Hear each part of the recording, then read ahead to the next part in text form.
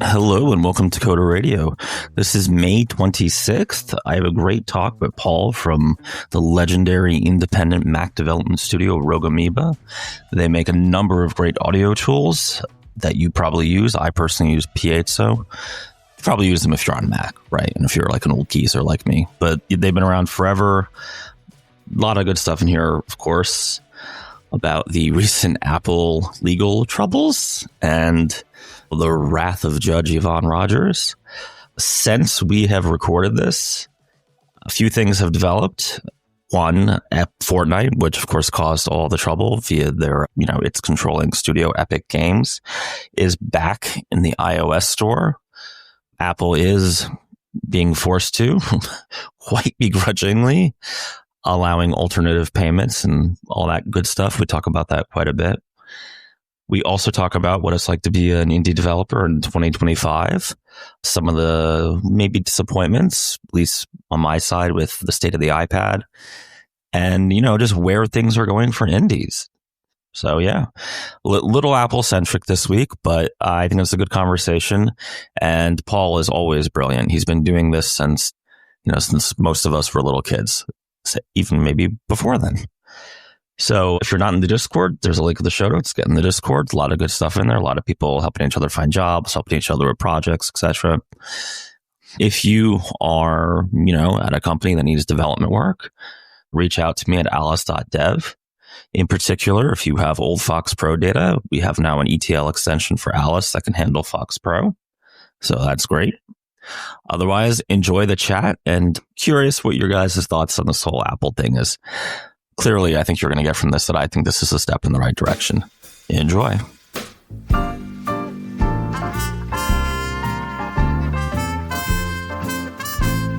All right, well, welcoming Paul Kafasis from the legendary, the venerable, much like the good monk Bede, Rogue Amoeba. Paul, how are you? I'm all right. How about you, Michael? I'm very well. So, for folks who don't know, tell us a little bit about Rogue Amoeba and you and kind of your role there. Well, I mean, if we're legendary, everybody should know, but I think they should. I'm not sure we quite live up to that, but yeah, we're a Mac audio software company that's been around for, what are we at, 22 plus years now? Wow. Making consumer level and prosumer level audio products for the Mac. Very cool. Yeah, I actually routinely use your Piezo app on my Mac. Very good audio stuff. I know you have, I think your big one's Airfoil, right? So the biggest two products right now are probably Audio Hijack and SoundSource. Okay, cool. Airfoil was one that it's a tool for streaming audio around the house, but that is one that probably had its heyday a few years back, and now a lot of people are streaming more from their phones. So makes sense. We've sort of shifted some resources and focus towards Audio Hijack, which is our flagship recording app, and then SoundSource is our tool for just audio control on the Mac, doing all sorts of things like adjusting volumes for specific applications or adjusting outputs for specific applications, adding audio effects to any audio on your Mac. So those are the Audio Hijack and SoundSource are probably the two that I tell people, oh, check this one out if you're interested. Awesome. So I guess the burning question is, what is Mac development like in the year of our Lord 2025? Let's see. Well, so it's May right now, and the Apple Developers Conference is next month, is just about 4 weeks away. So whatever I say now is potentially completely out of date then, but within a month. But I don't know. We've been going strong for over 2 decades, and we've weathered a whole lot of changes. What is Mac development in 2025? It is interesting in that it is still a growing environment for us. We still have a growing user base that, the iPhone and the iPad have not taken people away to the extent that maybe would have been thought a few years back. The Mac continues to develop, continues to grow. And what are we at? 40 plus years now, Nice. Mac OS in general. And then Mac OS 10 is, over 20 years old. So it's something where it's still cutting edge for us, and there's still constant updates. And like I said, there's a developers conference next month where there will almost certainly be macOS 16. So it's for us, it's still home. It's still enjoyable. I don't know what is there something more specific I should touch on here? No, that's a great answer. I mean, so stack wise, we're talking purely native Mac apps. We're talking Swift, Objective-C. Excuse me. So yeah, Objective-C from dating way back, and then more recently we're doing more with Swift. So yeah, it's all native. It's we're not using Electron or any other frameworks like that. And that gives you a huge advantage, right? You have full system access, full system resources. I think it's certainly an advantage in terms of providing an experience to users that is what they should expect. I use a couple Electron apps on my app. I've got on my Mac rather. I've got Slack open right now. That's an Electron app, and it's fine. But it is certainly not an app where I say, "Oh, this is a great Mac app." Its benefit is that it's everywhere. It's on my phone. It's on my iPad. It's on all my Macs. It's on the web if I need it to be. But in terms of providing a top-notch experience, I think doing things native is certainly the optimal way to do things on the Mac. Nice. Are you partial to, well, I guess the obvious question is, obviously there's different ways to do your UI stack on Mac. Are you guys using traditional, I call them nib still, that tell you That's right, yeah. Interface Builder has not been around for quite a while, but yeah. Fondly. Yeah, absolutely. Yeah, everything there is, so we have a full-time designer who does great work. But the most interesting, there's an interesting thing about Mac development, Apple development in general, is Apple has a huge library of icon resources, which is something that provides a standard across the platforms, I should say, across the Mac and across iOS. So we're doing a lot with SF symbols. That is their icon resource. Yep. And so when we do something with, say a share button, it looks the same as it does in many other Mac apps. And that consistency is helpful for users. So that's something that Apple released within the past few years and is interesting and notable on the Mac, just in terms of something that we do with development, that this is something that we can do and helps users of all apps. So yeah, our interfaces are certainly designed to fit in on the Mac and use resources on the Mac that hopefully make things straightforward for users. Awesome. So is there I'm trying to think, anything, I mean, 22 years is a long time, right? For an indie dev shop. Is there anything, any particular theme in terms of how Apple approaches the platform that you can kind of pull out from your guys' 22 years of experience? Well, so I don't think there's anything that's been consistent over that time. So early on, I sort of have these phases in my mind of that 22 years. Early on, the Mac, this is 2002, the Mac OS 10 was brand new, and many people were still on Mac OS 9, and the iPod had just come out. So we had this window where the Mac was exciting. The iPhone wasn't here yet. The Mac was exciting, but it was not hugely popular. And so our first couple of years, we were very small. We only had the 3 founders of the company, and we had these tools that let you record audio, did various audio tasks. But it was something where everyone on the platform, or most users on the platform, were really psyched to find new tools, find new products, because there was so little there as things got started. And then, the iPhone came out, and the next few years were very focused on that for Apple, for a lot of people. And I think it's swung back in the past 5 to 10 years, where people said, you know what, the iPhone is great. I use the iPhone every day. The iPad is pretty good. I use that frequently enough. But when I want to do real computing, when I want to do real tasks, the promise of, you'll be able to do all this on your iPad, you'll be able to do all this on your iPhone, that hasn't come true, and I don't know that it will ever come true. I'm not sure that it makes sense.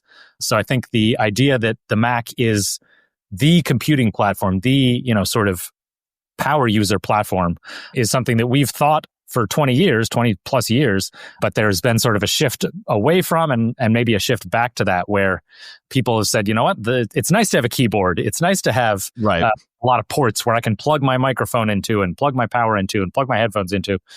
So yeah, I think that's something that's been interesting over 20 plus years is to see this shift to a new platform, Mac OS X, which then grew over time, and then see people shift away, at least in terms of mind share, in terms of where people want to be using a device, towards the iPhone and the iPad, and then sort of coming back and realizing, you know what, it's nice to have powerful hardware that can allow me to do a lot more. The Mac is, so much more open than the iPad, than the iPhone. And so when you want to cobble together a solution, you can do it on the Mac in a way that you can't on those other platforms.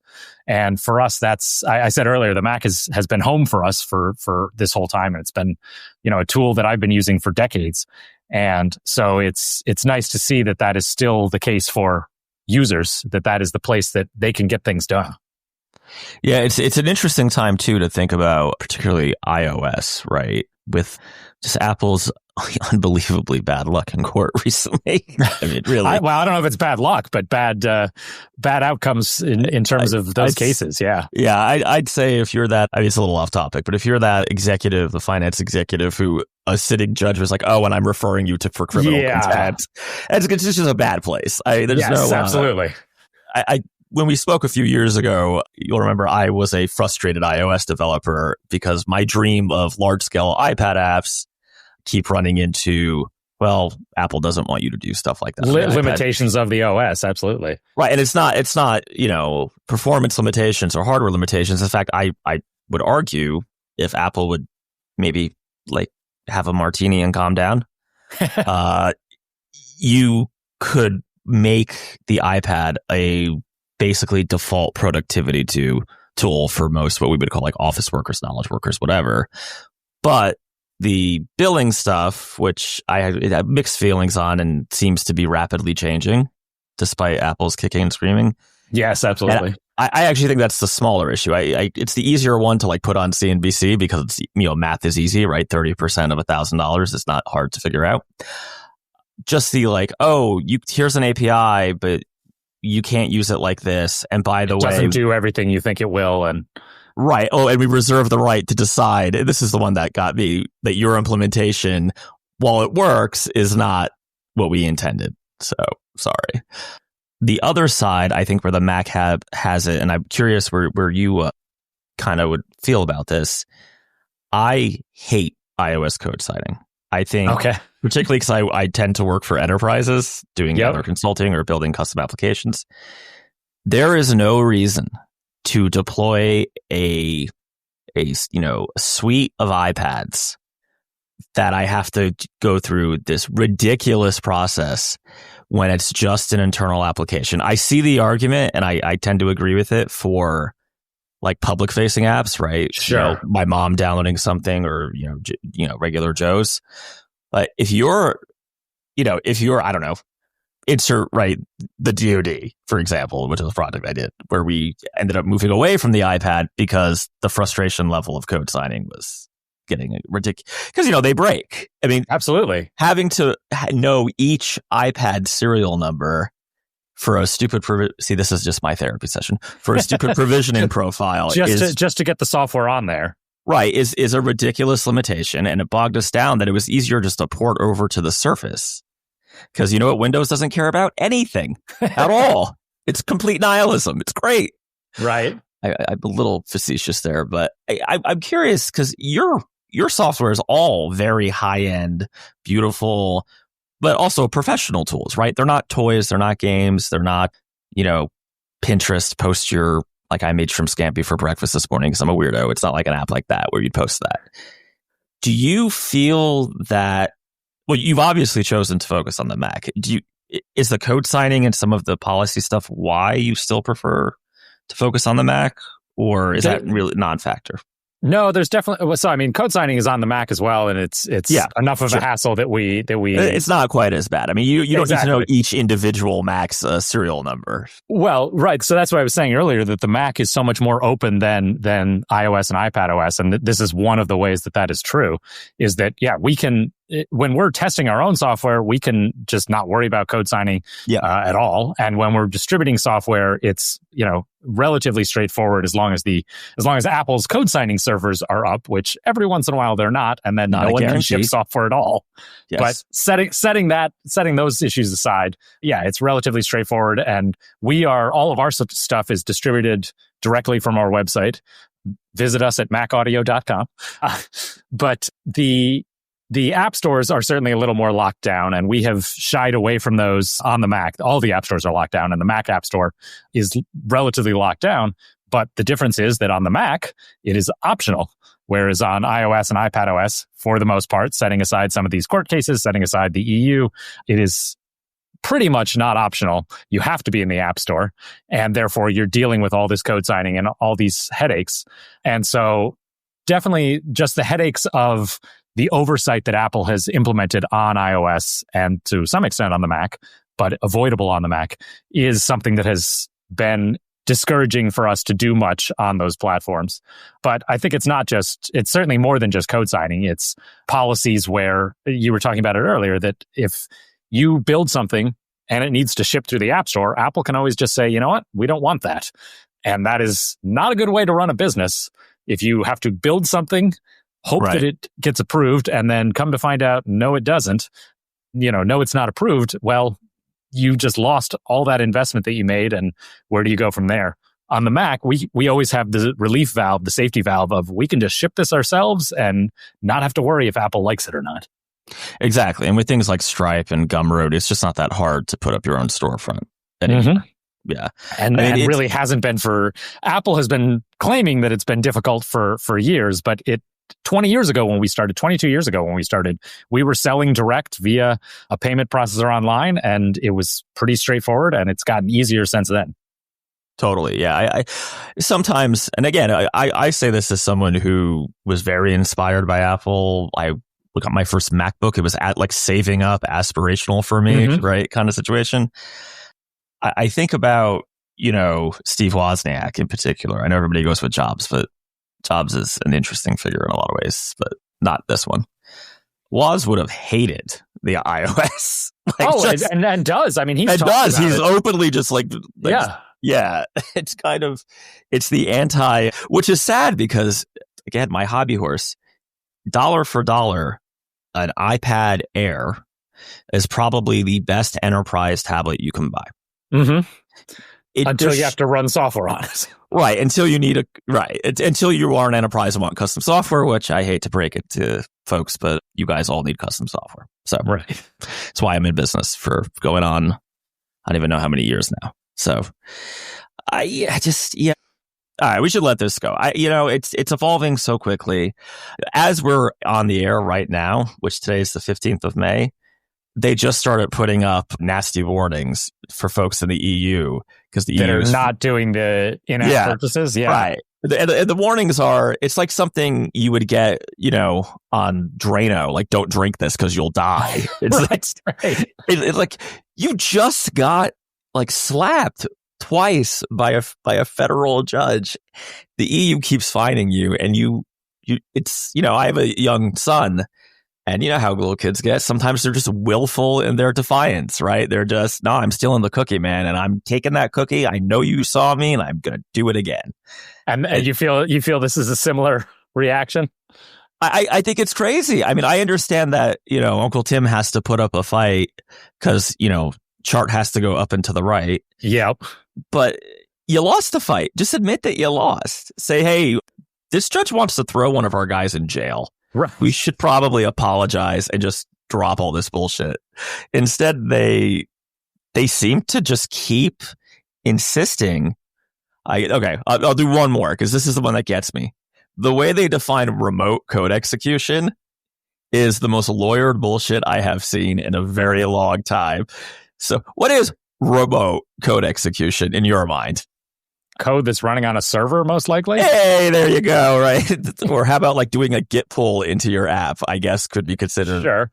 Even then I'm but it's not actually executing remotely.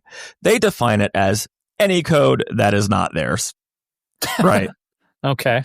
So just, you gotta, you have to, these two platforms, which share the same lineage, have become so wildly different in terms of philosophy. And I would just ask you this. There's been a couple attempts by Apple to make the Mac more like iOS, and I think most of those features, like the Mac App Store, isn't doing great. Never has. Right. Launchpad, I think is what they call it. I don't really know anyone who uses that. So I don't. Yeah, sure. Yeah, I mean, I live in Terminal, right? That's my happy place. I live in Terminal and code editors all the time, and that's Wozniak's back, right? That's the Apple II right there. That's the good old days.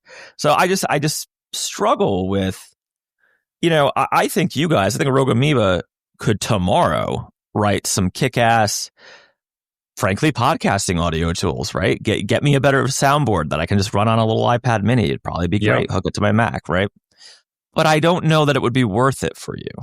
No, and the thing that you said is key, is that the philosophy of these two platforms seems to be so different. And the philosophy of the Mac, when it started, was this is an open platform. You can install whatever software you want. And Apple has certainly locked things down for security purposes because these devices are so full of important information. Yeah, and some of it's reasonable. Yeah. Some of it is absolutely reasonable and some of it is perhaps too far, but they have not done the one thing that we have long been terrified of, remain terrified of, but it hopefully will never happen, which is require all software on the Mac to come from the App Store. And just that one difference is so key because it means that you have this relief valve of, you have an idea that Apple doesn't like?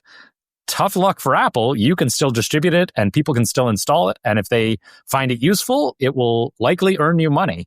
If you have an idea that Apple doesn't like iOS, you're just completely out of luck. I mean, setting aside jailbreaking, which is fairly dead at this point. And yeah. I mean, it's not a way it's not a way that we are interested to run a business. No. So yeah, we don't feel that iPad and iPadOS and iOS are welcoming platforms for the things that we want to do. And so again, we've focused on the Mac. We're a small enough company that we say, well, we've got plenty of work to do on the Mac. The Mac still brings in revenue. The Mac brings in plenty of revenue for us. So we're not feeling like we're missing anything by not being on that platform. But we think that there is absolutely an opportunity for better software to be there if the platform allowed for it. So I think the world, not just from us, I don't mean to say that boastfully, but the world in general is missing lots of great things on the iPad and on the iPhone that it's very difficult to say, hey, I know you love that device, but it could be so much better, but we can't demonstrate it because Apple won't even let us show you how it could be better. And to me, as you said, it boils down to the philosophy of this is a locked down platform. We control what gets on this platform. That's the iPhone and the iPad. Or, because the genie was already out of the bottle when this idea came about in the mid-2000s of an app store, we can't do that and we don't do that. And yes, we'd love it if everybody just went to the Mac App Store. But because there's so much software outside of the store, it's impossible to put the toothpaste back in the tube.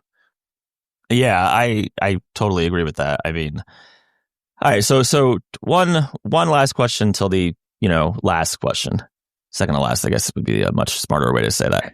Penultimate. Oh, I love it. See, this is why you guys have been around 22 years. It's that kind of quality and polish. So do you think there's any chance that we get a reinvigoration of the Woz spirit and we go back, particularly, I would even concede that maybe the iPhone should be locked down, but the iPad, I see no justification, right?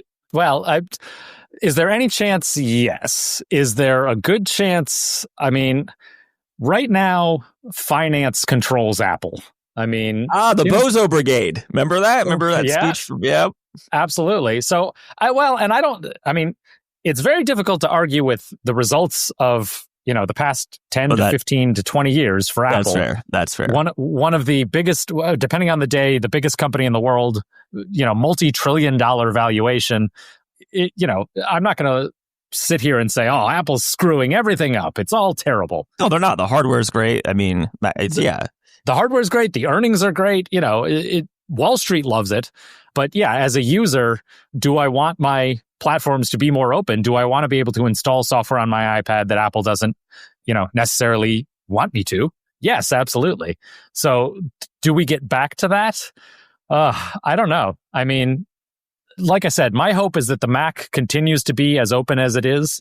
Does the iPad and the iPhone ever get there? I guess the best way seems to be what's happening in Europe, where alternate app stores need to be permitted. Sure. I mean, the legal avenue to say, hey, these platforms are so fundamental that you don't get to have that level of control anymore. You are a $1 trillion company, and that's great for you, but you need to release some of the control and say, okay, if you want to install something else, maybe we put up some scare sheets that discourage you from doing it, but it at least needs to be possible. I think that is a more likely way that it comes about than for someone inside of Apple to say, the way Woz did 40 years ago, we should have a terminal here. We should have access. Right. It should be hardware hackable. Let me print the spec to the hardware and put it in the box. Yeah. And share it out. Exactly. Yeah. I think that's a lot less likely than that they have their hand forced. And as you said earlier, they're being dragged kicking and screaming even as these decisions come out. I really wish, as every one of these has come out, I've thought, okay, maybe now someone at Apple says, you know what? We had a great run of having this completely walled garden, and it worked out really well, but now let's free things up a little bit, and 95% of people won't ever touch this. The Candy Crush rails aren't going anywhere, right? Exactly. Your store is still going to be a great way to download software. It's a couple taps. It's a great way to pay for things with a couple taps. It's not as if the whole thing would fall apart if you could install some software from an alternate app store. But the way Apple is going about it is that giving a single inch would wreck everything. And I don't know. My hope is that somebody can say, you know what, we've done it, and now we can open this up. But I don't know who that would be inside of Apple. I do. No, not inside of Apple. So you got to think, if you're Apple's lead attorney, I forgot the guy's name, but the one who got his butt handed to him just now. I think the first thing you do is book a meeting with Uncle Tim and say, so this Judge Yvonne Rogers lady is going to rip our hearts out if we ever appear in her courtroom again. we need to just cut the bullshit, stop trying to, and that's what they're doing, right? I don't know how closely you followed it. There was a meeting where it was Schiller, right? Phil Schiller was right. We should probably just do what the judge has ordered us to do and not try to play games with her.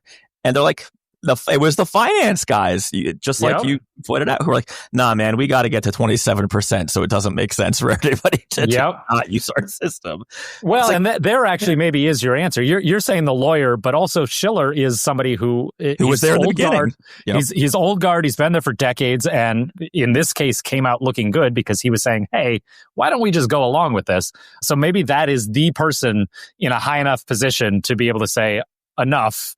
Let's open this back up the way that the laws want us to, and the way that we can still survive.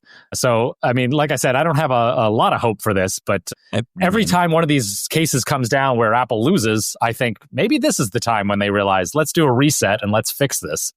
So I've been doing the show for, I think it's 13 years now. We've covered the Google Oracle case. We've covered a bunch of the weird Microsoft stuff that occasionally came up. Most hilariously, them getting sued by, I think, a German metro company because of the name Metro or something. It was like trains. Okay, I don't think I even know that one, but okay. Yeah, Microsoft needs to check trademarks. I have never, and we followed them pretty closely here, had seen one in the tech world where a sitting judge from the bench is like, I am going to try to have you thrown in jail. Oh, yeah, excoriating. Yeah. Right. That decision was scalding. The language in there was just incredible because she was so mad about what Apple had done. Well, she felt, I would say, it seems that she feels, right, not psychic, of course, but based on her written ruling and her verbal, I would call it ass kicking. Yeah, she absolutely. feels that they willfully defied her orders, which I think they so, did. Yeah. That's just the case. Although rolling back a little bit, and I know we're going a little over time, it used to be less bad on the iOS. The enterprise certificates were great. And then I guess Cydia and some other alternative stores found a way to abuse them. And Apple's solution wasn't, hey, let's try to fix First that of all, hole. Also, like, how many jailbroken iOS devices that were people who were ever going to spend money in the App Store? It's a very good question. I mean, Right. yeah. I don't know. But enterprise certificates were pretty good because you could say, okay, we're an enterprise. Assume we know what we're doing. This is our weird custom software that we need. And yeah, we'll do some obnoxious provisioning profile stuff still, but not quite as bad.